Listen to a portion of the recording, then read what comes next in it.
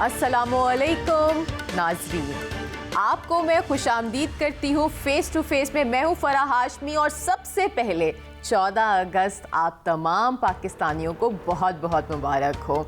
और आज का शो भी स्पेशल होने वाला है क्योंकि आज है पाकिस्तान की बर्थडे। आज हम बात करेंगे कि इस 779th बर्थडे ऑफ पाकिस्तान में हमने क्या हासिल किया और क्या खोया।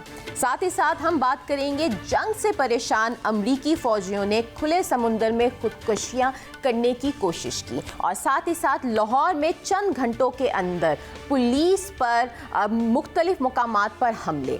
इन स्टोरीज़ को हम आगे लेके चलेंगे। वंस अगेन GNN की जानिब से, मेरे जानिब से आप तमाम लोगों को हैप्पी इंडिपेंडेंस डे। और आइए आज के हम मेहमानों को वेलकम करते हैं। सबसे पहले एज़ यूजुअल हमारे साथ हमें ज्वाइन किया है शहजाद हुसैन भट्ट साहब ने, थैंक यू सो मच। और आज इस सेगमेंट में हमारे साथ ज्वाइन किया है एयर कॉमोडोर साहब रज़ा साहब, और साथ ही साथ उनके दफ़ाई तज़ियाकार हैं एहसान अहमद खान साहब। सबसे पहले सवाल एहसान साहब आपसे मैं करना चाहूँगी कि आज 79th बर्थडे है पाकिस्तान की। जब बात करें तो हमने बहुत सारी चीज़ें खोई, लेकिन ये वाला जो बर्थडे है पाकिस्तान का वो स्पेशल रहा है। तो इस पे अगर आप थोड़ा सा हमें हाईलाइट करें कि ये बर्थडे कैसे स्पेशल है पाकिस्तान के लिए। जी फराह, अस्सलाम वालेकुम शहजाद साहब, आपको भी तरह सलाम, दूसरे पैनलिस्ट को भी, और मेरी तरफ से आप सबको यौम आज़ादी मुबारक हो।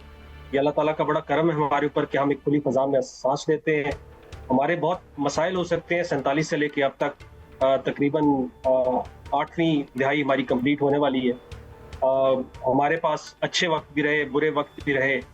कई ऐसी चीज़ें हैं जिनको हम चेरिश करते हैं अपनी कामयाबियों के उसमें के हसूल के तौर पे, और कुछ ऐसी चीज़ें हैं जो कि हमारी नाकामी तो मैं नहीं कहूँगा, लेकिन हमारे डाइवर्जनरी पॉइंट्स थे जिसके ऊपर हमेशा बेहतर डिसीजन लेने चाहिए थे। देखिए, पाकिस्तान का ना जो कॉन्सेप्ट है उसको समझने की ज़रूरत है सबसे पहले कि पाकिस्तान सिर्फ एक खित्ते का नाम नहीं है, पाकिस्तान एक आइडियोलॉजी का नाम है। जब इलामा मोहम्मद इकबाल ने अपने खुतबा इलाहाबाद के अंदर जब तकरीर की थी और उसके बाद जिन्ना साहब के साथ भी जो उनकी हुदूद के ऊपर गुफ्तगू हुई, उसमें उनका एक अहम नुक्ता था, वो ये था कि अगर यहाँ पे मुसलमान हिंदू साम्राज्य के या अंग्रेज के राज के अंदर रहा तो जो इकोनॉमिक डिस्पोंडेंसी है मुसलमानों की, जो मार्जिनलाइजेशन हो चुकी है मुसलमानों की, तो वो मुसलमान यहाँ पे अपना मुस्तकबिल तारीख देखते थे। लिहाजा वो ऐसे इलाके जहाँ पे मुसलमानों की मेजॉरिटी है और जोग्राफिकल कॉन्टिग्विटी है, यानी वो आपस में मिले हुए हैं, उनको इकट्ठा करके एक ऑटोनोमस रीजन बनाना चाहिए जहाँ पे मुसलमान अपने तरीके से जिंदगी गुजार सके, ना कि किसी के गैज़ व अज़ब के क़त्ल के अंदर ना गुजरे। और यही वो पॉइंट था जिसको लेके जिन्ना साहब, जो कि पहले अगर आप हिस्ट्री में आपको पता होगा कि जिन्ना साहब पहले कांग्रेस का हिस्सा थे, लेकिन जब उन्होंने ये देखा कि ये जो अंग्रेज के अगेंस्ट जो सब कुछ चल रहा है वो कोई एक कंबाइंड कम्युनिटी के लिए नहीं था, उसमें हिंदू जो हिंदू मजहब के फॉलो करने वाले थे वो अपनी मेजॉरिटी को इस्तेमाल कर रहे थे, और इसी वजह से 1906 के अंदर मुस्लिम लीग को सेपरेट बनाना पड़ा। उसके बाद जो इलेक्टोरल कॉलेजेस जो बने और उसमें सेपरेट इलेक्टोरेट्स जब क्रिएट हुए, वो इसी वजह से बनाने पड़े थे। मेन चीज क्या है? मेन चीज ये है कि 47 में एक डेमोक्रेटिक प्रोसेस के थ्रू एक मुल्क हासिल किया गया जहां पे एक नेशन अपने कल्चर, अपने तौर तरीके और अपने आइन के मुताबिक अपनी जिंदगी को गुजर बसर कर सके। अब 47 से लेके आज तक 79 ईयर्स कंप्लीट हो गए हैं, 80वें साल में हम चले गए हैं। सो हमें इसको अपना इंट्रोस्पेक्ट भी करने की जरूरत है कि क्या वो मकासद जो नेशनल पर्पस जिसके लिए मुल्क हासिल किया गया था, क्या हम उस मकसद के ऊपर चल रहे हैं, और वो इंश्राइन हुआ है हमारी कॉन्स्टिट्यूशन के प्रीएम्बल के अंदर। और वो प्रीएम्बल जो है वो पर्पस जो है वो सेफगार्ड करता है स्टेट, पीपल एंड गवर्नमेंट तीनों के राइट्स एंड रिस्पॉन्सिबिलिटीज। सो जहां हम एक तरफ अपनी आज़ादी को सेलिब्रेट करें, वहां पे हमें अपना इंट्रोस्पेक्ट भी करना चाहिए। और आज की इस साल की आज़ादी का दिन हमारे लिए इसलिए इम्पोर्टेंट है कि मैं ये समझता हूँ कि बहुत अरसे के बाद कम्युनिटी ऑफ नेशंस के अंदर पाकिस्तान ने अपना वो मुकाम हासिल किया है जो उसका राइटफुल हक। हम दुनिया की 5वीं बड़ी आबादी हैं, एक बहुत बड़ा रकबा है, न्यूक्लियर पावर है, एक बड़ा जीडीपी है हमारा, हमारे पास कई ऐसी इकोनॉमिक एक्टिविटीज हैं जिसमें हम दुनिया के मुकाबले में गवर्नेंस का एक इशू या आप कह लें मैनेजमेंट का एक इशू जरूर हो सकता है, वो डिफरेंट स्टेजेस पे अच्छा बुरा हर जगह चलता रहा है, उसको ठीक करने की जरूरत है, पॉलिटिकल जो स्टेबिलिटी लाने की जरूरत है और सबसे बढ़ के इकोनॉमिक स्टेबिलिटी लाने की जरूरत है, क्योंकि आज अब जो सिक्योरिटी का सिक्का है वो इकोनॉमी में है। तो इस साल हमें ये अपने साथ अहद करना चाहिए कि हम जहां काइनेटिकली या फिजिकली अपने मुल्क की सरहदों को मजबूत कर रहे हैं, वहां पे अपने आप को पॉलिटिकली और अपनी जो इकोनॉमिक स्ट्रेंथ है। एहसान भाई, यहां तक आप दुरुस्त करें, हम आपके साथ एग्री हैं, लेकिन इजाजत दी जाए एयर कमोडोर रजा हैदर भाई, आपसे ये जानना चाहता हूं मैं, ये शाम, सीरिया, दीगर जितने मर्जी ममालिक का नाम ले लें जिनके पास फौज नहीं है, और ख़ास तौर पर अगर आप गौर करें तो वेनेजुएला के सदर जो थे उनको तो बेडरूम से उठाकर साईं ले गए थे। मैं आपसे ये जानना चाहता हूं कि एक तो जिन ममालिक के पास फौज नहीं होती उनका बुरा हाल ही हमने देखा है, लेकिन अल्हम्दुलिल्लाह मेरी पाक फौज इतनी है कि मैं उस पर प्राउड फील करता हूं। जानना ये चाहता हूं आपसे कि prime minister of Pakistan, field marshal, सभी क़यादत ने ये फरमा दिया है कि पानी हमारी डेडलाइन है। तो इस वक्त जो भारत है वो मसलसल मेरे पानी को रोक रहा है, कभी सैलाब ले आता है और कभी बंद तोड़ देता है, कभी पानी छुपा लेता है। ये तो मेरी रेड लाइन है, तो फिर क्या भारत को सबक सिखाने का टाइम नहीं आ गया? एयर कमोडोर साहब। जी थैंक यू भट्ट साहब, पहले तो प्रोग्राम में दावत देने का, और 14 अगस्त आप सबको बहुत मुबारक हो। और जिस तरह के आपने भी और इससे पहले मिस फरा ने 14 अगस्त का पूछा था, मैं इजाज़त दें तो थोड़ा सा 14 अगस्त को और मार्का हक को थोड़ा सा लिंक करना चाहूँगा, और फिर पानी भी उससे ही रिलेटेड है। देखिए 14 अगस्त अल्हम्दुलिल्लाह हम हर दफ़ा बड़े जोशो खरोश से मनाते हैं, लेकिन आपने देखा होगा कि मार्का हक के बाद, जो कि मई 25 में हुआ था, उसके बाद भी और ये भी, तो जिंदा कौमें हमेशा अपनी जो विक्ट्रीज होती हैं, अपनी जो विन्स होती हैं, उनको अपने नेशनल डे के साथ फ्यूजन करते हैं, उनका मर्ज करते हैं, ताकि एक नया जोशो वलवला पैदा हो। और जो मार्का हक में पाकिस्तान ने कामयाबी हासिल की है, उसने तो बिल्कुल एक नई लहर, एक नई खुशी की लहर पैदा कर दी है, जो कि हर नेशनल डे में सेलिब्रेट की जाएगी, जैसे कि कल यादगार फतह के मौके पे आपने देखा भी। जो मार्का हक ने इंडिया के साथ किया उसको हम अलग से अभी देख लेते हैं। देखिए मार्का हक ने पाकिस्तान की स्टैंडिंग ही फ़र्क कर दी पूरी दुनिया में, इसकी रेटिंग ही फ़र्क हो गई।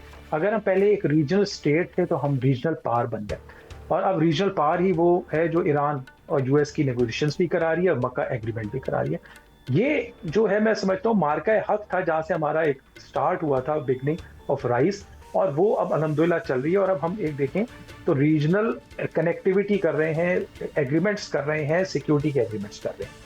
इसी से मैं लिंक कर देता हूँ आपका दूसरा पॉइंट का इंडिया के साथ। अगर हम मक्का एग्रीमेंट को ही सिर्फ देख लें तो आपको मालूम होगा कि इंडिया में बड़ी तशवीश पाई जाती है इस पर।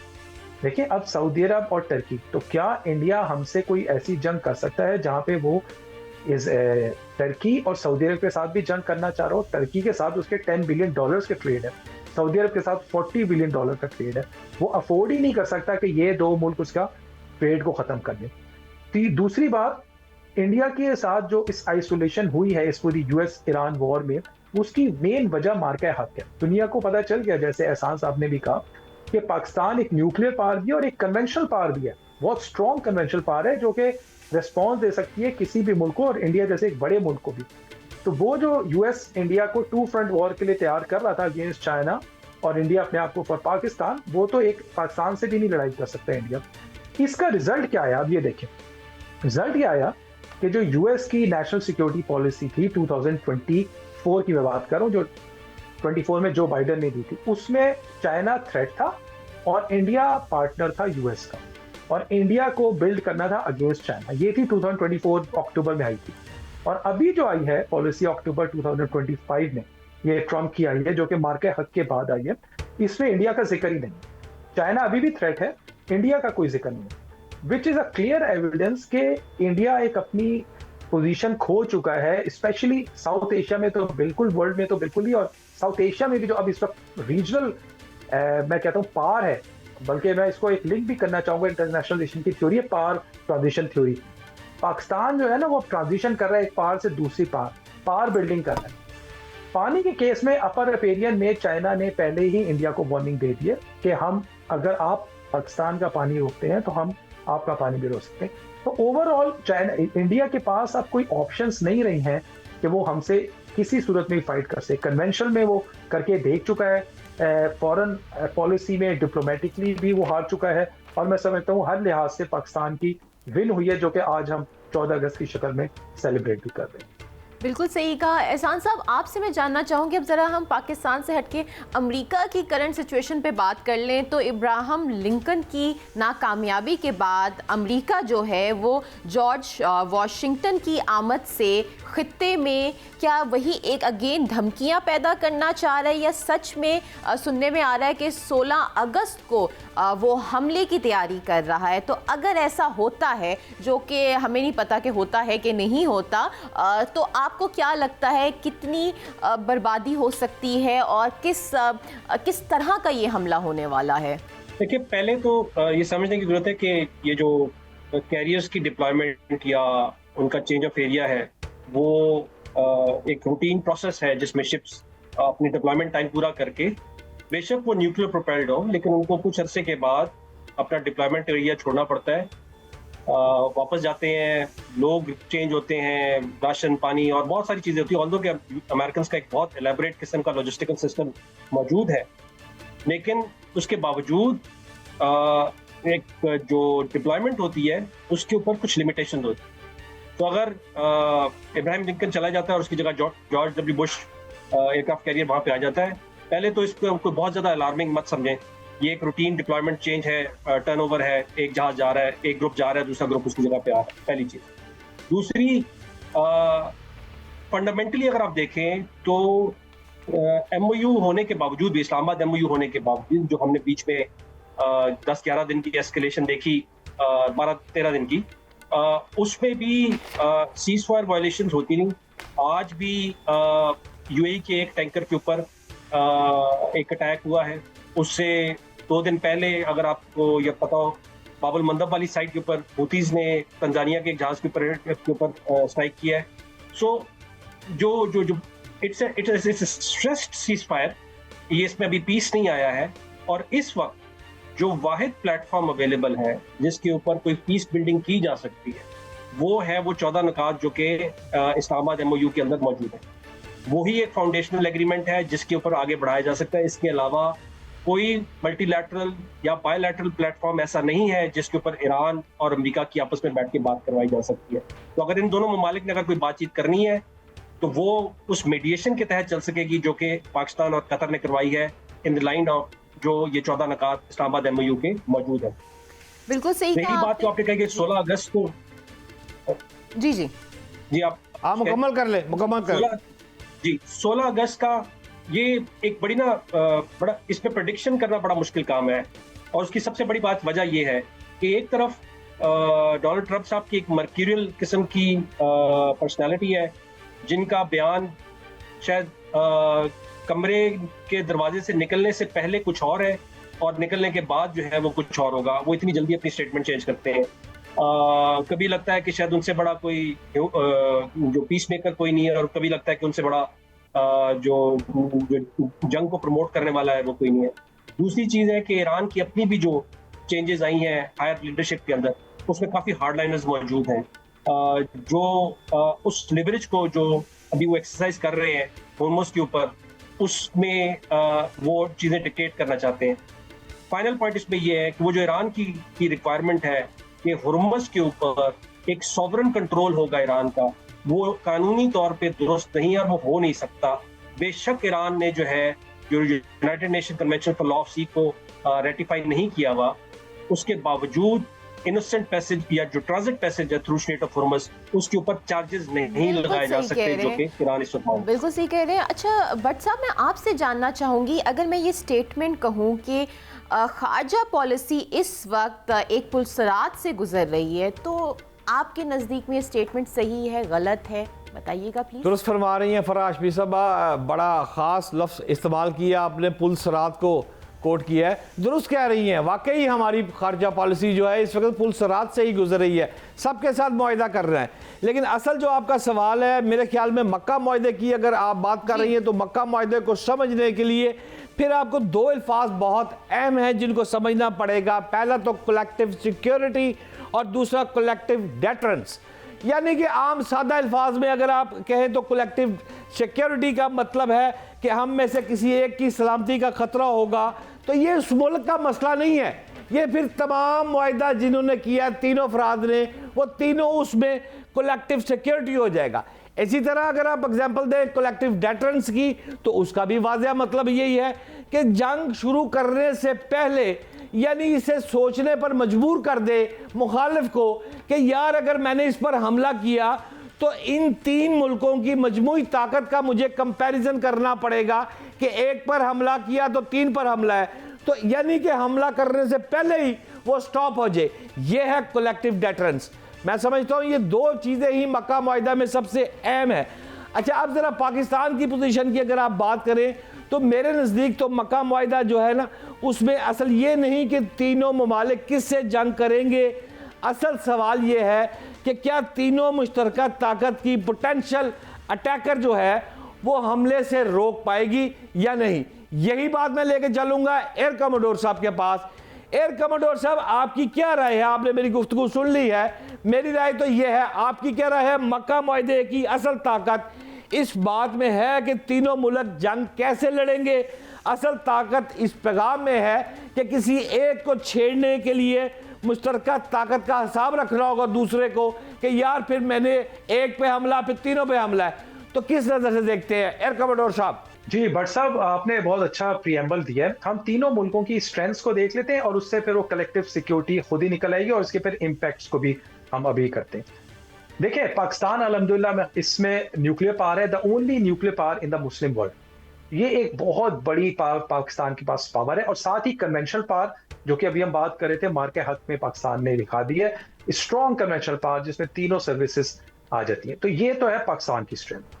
टर्की एक बहुत स्ट्रॉन्ग मिलिट्री इंडस्ट्री है, उसके ड्रोन्स इस वक्त दुनिया में यूज हो रहे हैं। इनफैक्ट रशिया यूक्रेन वॉर में भी टर्किश ड्रोन इस्तेमाल हो रहे हैं। तो टर्की एक बहुत स्ट्रॉन्ग इंडस्ट्रियल है। वहां पे 5th जनरेशन फाइटर है, उनका जो TFX है वो इस वक्त अपने प्रोटाइपिंग फेज में वो अपना 5th जनरेशन फाइटर बना रहे हैं, which is a big achievement. अपने वेपन्स बना रहे हैं, they have a big military force. NATO में नंबर 2 है इस वक्त वो अपनी स्ट्रेंथ के हिसाब से। आ जाए सऊदी अरब। सऊदी अरब इकोनॉमिकल पावर है, बिग इकोनॉमिकल पावर, मुस्लिम वर्ल्ड का लीडर है। ये तीनों की एक अपनी अपनी स्ट्रेंथ है, जो जब मिलते हैं तो जो आपने बात की collective security and collective deterrence, वो ऑटोमेटिकली इम्पैक्ट दूसरे पर आ ही जाता है। इसके बाद अगर इसमें और लोग ज्वाइन कर जाते हैं तो वो तो एक इसके अंदर प्लस फैक्टर है। अब इसके इम्पैक्ट्स पे आ जाते हैं।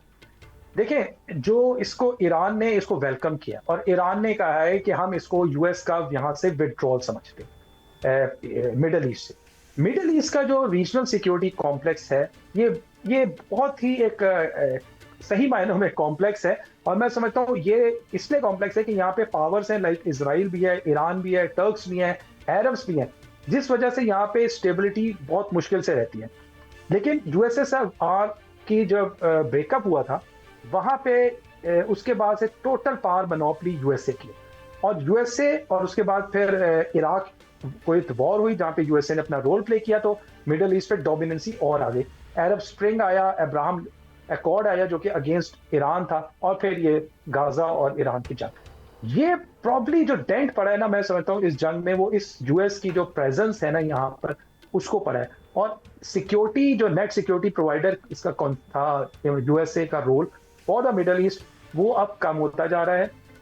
उस वैक्यूम को फिल करना है इन तीनों ने, या एडिशनल एक लोकल सोल्यूशन निकालना है इन्होंने अपना, जिसमें ये अपना रीजनल सिक्योरिटी कॉम्प्लेक्स खुद डिफाइन करेंगे।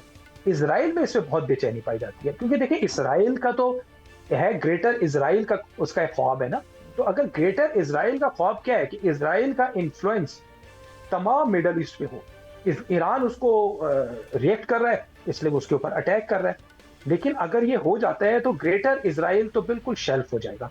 इसके साथ ही आप देखिएगा बहुत जल्द इसके गाजा और ये बाकी जो मिडिल ईस्ट के इश्यूज हैं, उनके सोल्यूशन भी निकलने लगेंगे। और इसमें सबसे अहम रोल मैं समझता हूँ पिवटल इंशाल्लाह पाकिस्तान ही प्ले करेगा इंशाल्लाह। जी।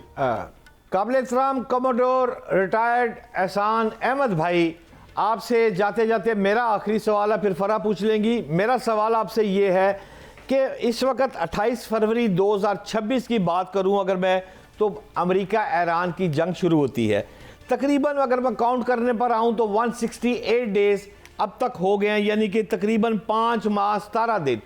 यार 5 माह 17 दिन की जो जंग है, क्या क़यामत आ गई है कि लोग दरिया में छलांगे लगाना शुरू कर रहे हैं और लोग पागलों की तरह समुद्र में जनाब कूद के स्विमिंग कर रहे हैं और तंग आ गए हैं, उकता गए हैं, फेडअप हो गए हैं। ये कैसी जंगों में ये कैसे मुजाहिद लोग हैं? ये क्या है? आप इसको किस नजर से देख रहे हैं कि वैसे स्विमिंग कर रहे हैं? असल कहानी क्या है? अच्छा, मैं प्योर नेवल पर्सपेक्टिव से बताऊंगा। लोगों को लगता ये है कि शायद वॉरशिप्स के ऊपर जिंदगी गुजारना बड़ी आसान काम है। मैं थोड़ा सा आपको बहुत पुरानी हिस्ट्री में लेके जाऊंगा। जब बरतानिया और फ्रांस की जंगें चल रही थी 17वीं सदी के अंदर, तो जब जंग शुरू होती थी तो प्रेस गैंग निकलता था शहरों में, जो यंग लड़कों को जिन्होंने किसी शिप के ऊपर पहले काम किया, उनको उठा के वापस शिप्स के ऊपर ले आते थे।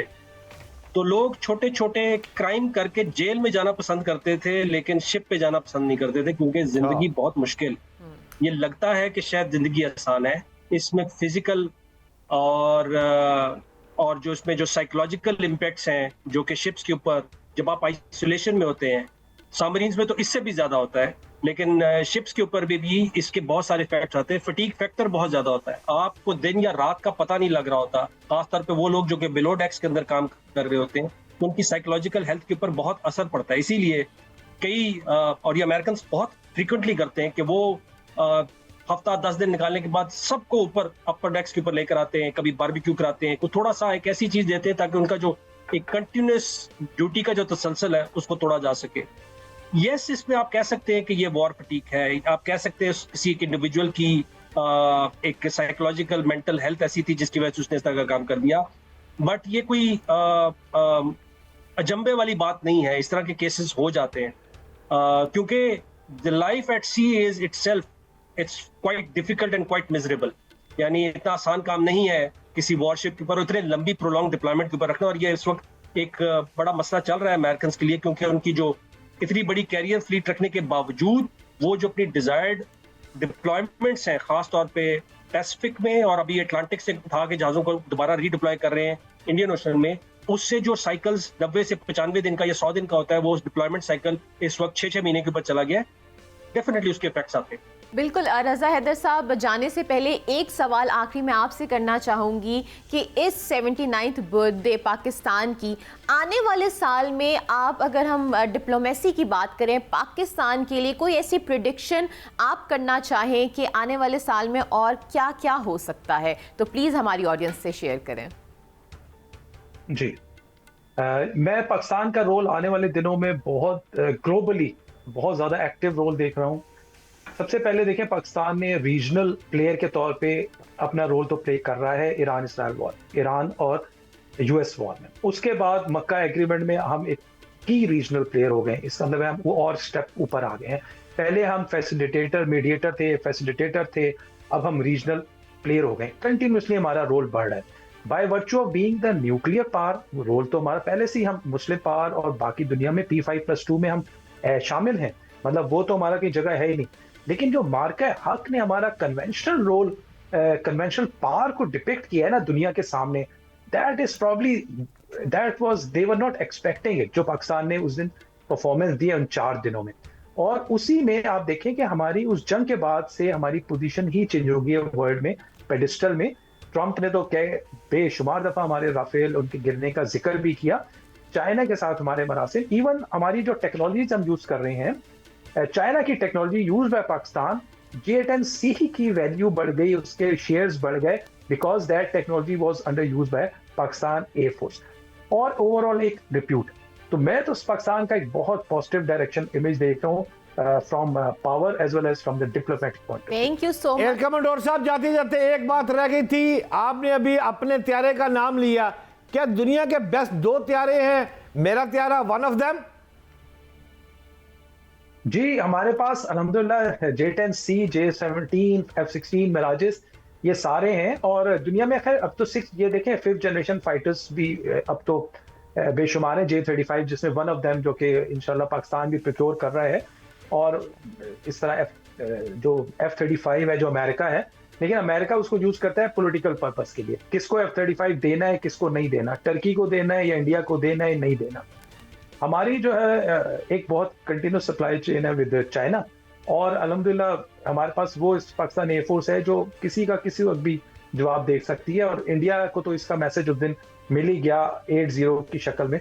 प्रॉब्ली अब वो तो इसका हिम्मत ही नहीं करेंगे कभी पाकिस्तान के ऊपर attack. Absolutely, thank you so much for joining us. यहाँ वक्त हुआ जाता है एक छोटे से ब्रेक का। आप तमाम लोगों को जश्न आज़ादी बहुत बहुत मुबारक हो।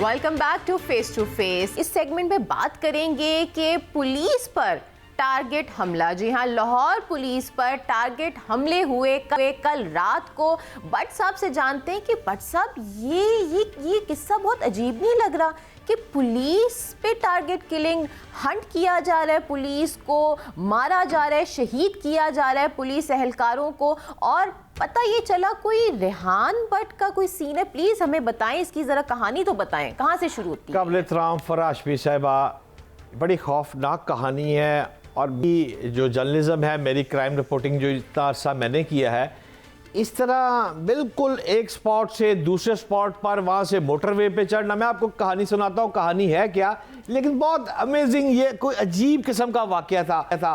और लाहौर पुलिस का मोराल थोड़ा सा मैं समझता हूँ कम ज़रूर हुआ है।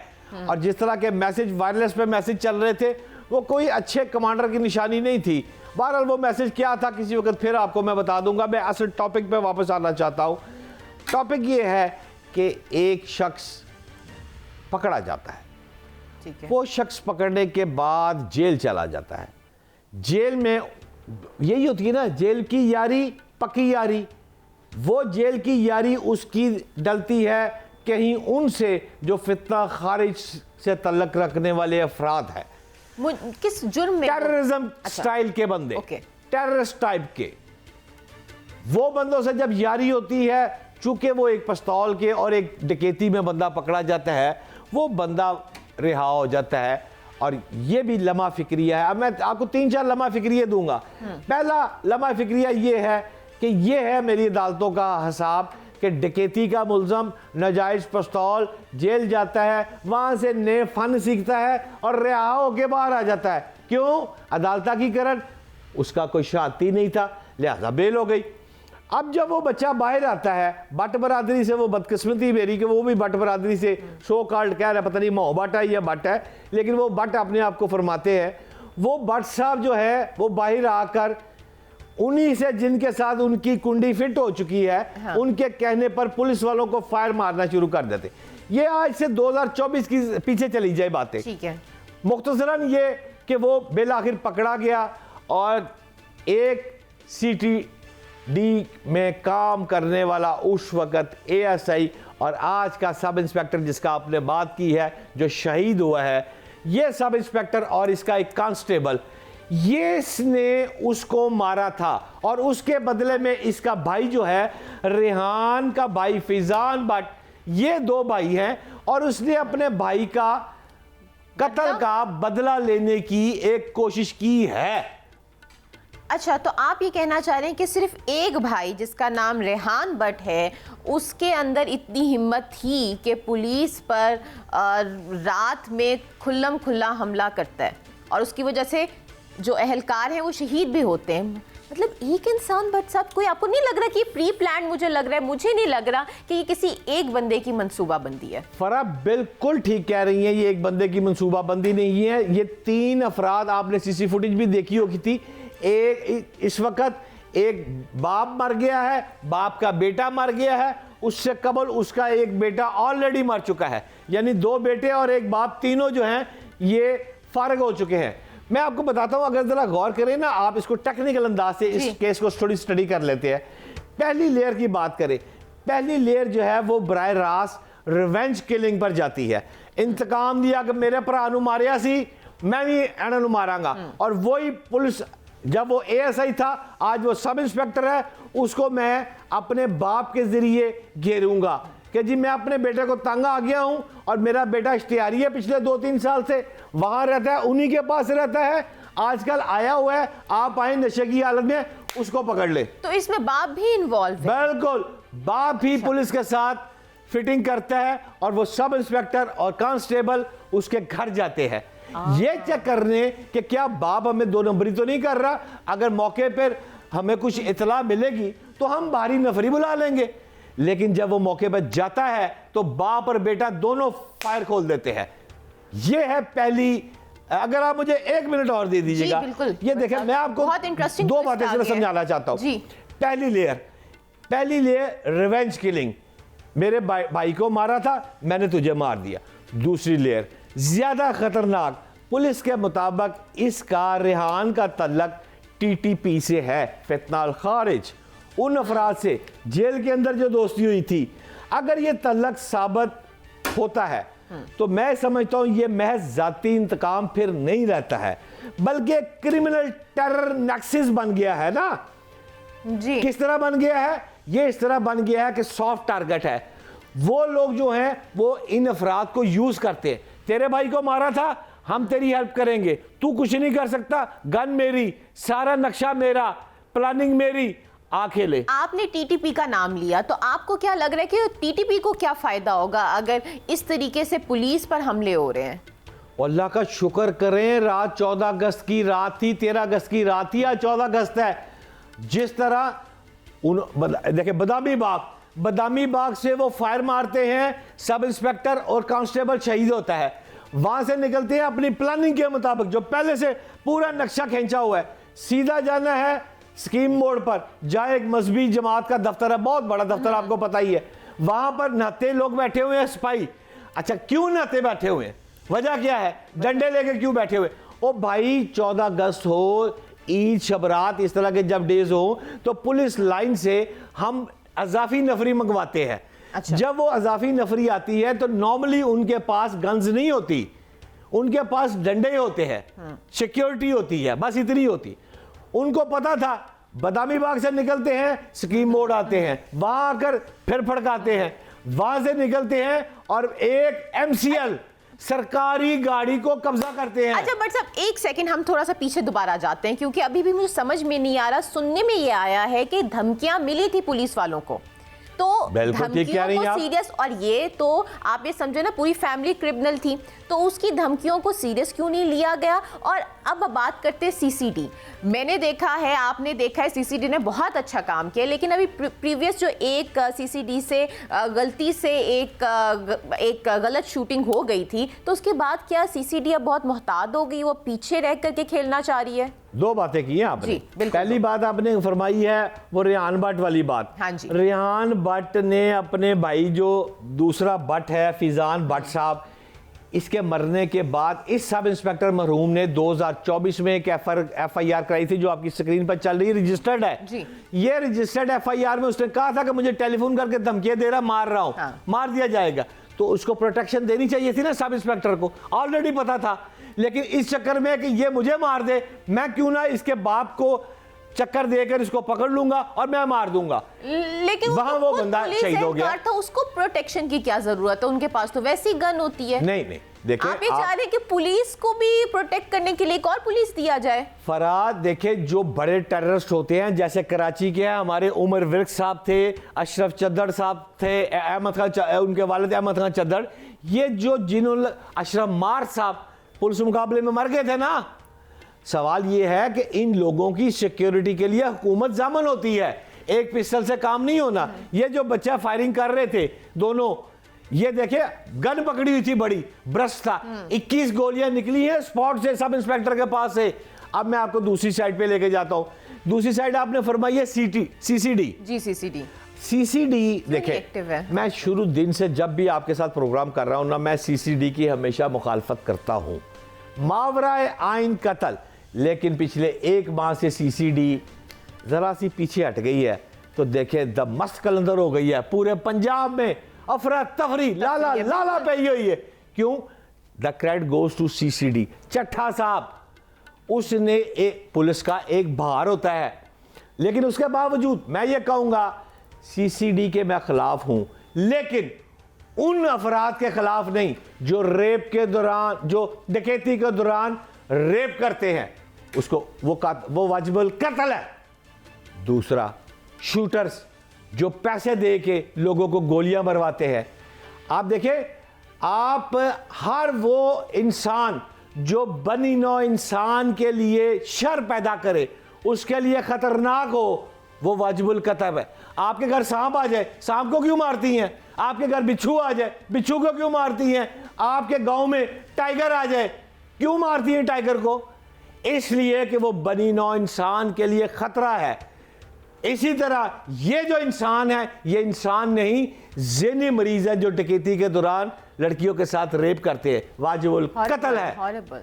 इसलिए मैं कह रहा हूं कि ये जो पुलिस वालों के ऊपर जिसने फायर किया है, या किसी भी सरकार को, फौजी है, मैं कहता कौमी रज़ाकार है, किसी भी सरकारी अफसर के ऊपर फायरिंग करने वाला, वो भी वाजिबुल कत्ल है। और इन दोनों को अच्छा, जब ये मैंने आपसे बात कर रहा था MCL की गाड़ी जिसके ऊपर हूटर लगा होता है, वो गाड़ी ली इन्होंने, छीन के मोटरवे पे डाली। मोटरवे से होते हुए शेखुपुरा तक चले गए, बाप बेटा शेखुपुरा तक चले गए। बाप बेटे को, फिजान को, बाप बेटे को जाकर शेखुपुरा में पुलिस मुकाबला हुआ, वहां इन्होंने पुलिस पर फायरिंग की है। फिर दोनों जाँ बाक हुए हैं। उसके बाद जो लड़का पेट्रोल पंप पे भी आपने देखा था फुटेज में, एक तीसरा शख्स भी था, मेरी इंफॉर्मेशन के मुताबिक वो शख्स अभी जिंदा है। अच्छा, वो शख्स जिंदा है और उस पर हो रही है तफ्तीश।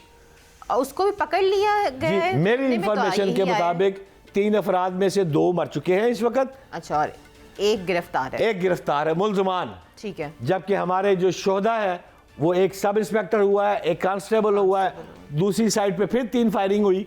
तो इस हिसाब से एक बाप, उसके 2 बेटे और एक मुल्ज़म जो पकड़ा गया है, आने वाले दिनों में वो बड़े इंकशाफ करेगा और उन अफराद का बताएगा, उस नेक्सस का बताएगा जो कि बाहर बैठकर हमारे मासूम लोगों को पकड़ते हैं और हम मासूम लोगों को यरगमाल बनाकर उनसे फिर इस तरह के काम लेते हैं। ये रूटीन का कत्ल नहीं है, ये एक टेररिज्म। बिल्कुल सही कह रहे हैं आप। और बट साहब, हम अफसोस कर सकते हैं और उनकी फैमिली को, जो हमारे शहीद हुए, अल्लाह ताला उनको सब्र अता फरमाए। और वक्त हुआ जाता है आपसे इजाज़त चाहने का, लेकिन आज जश्न आज़ादी का दिन है। जाते जाते एक ही पैगाम दूंगी कि ये आज हम सिर्फ जश्न आज़ादी का दिन नहीं मना रहे, हम उस अहद को दोबारा से रिफ्रेश कर रहे हैं कि हमने ही पाकिस्तान को पहले से और मजबूत, पहले से और रोशन और अजीम से अजीम तर बनाना है। आइए मिल के कहते हैं, दिल से कहते हैं, पाकिस्तान हमेशा जिंदाबाद।